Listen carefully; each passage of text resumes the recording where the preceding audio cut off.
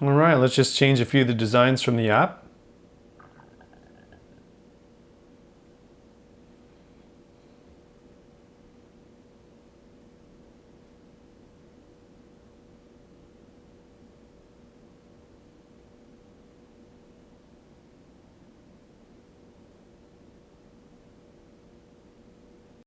Now, in addition to the animations, I can also send a message. So to do that, I just tap on the Messages tab over here, go ahead and type in my message, and just hit send.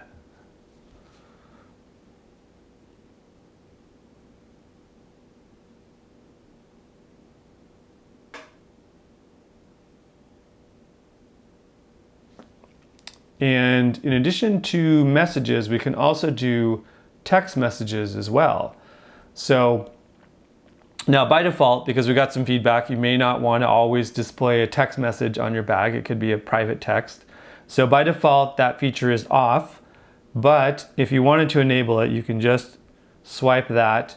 And then the next time someone sends you a text message, it's going to show up on your Cat Clutch as well.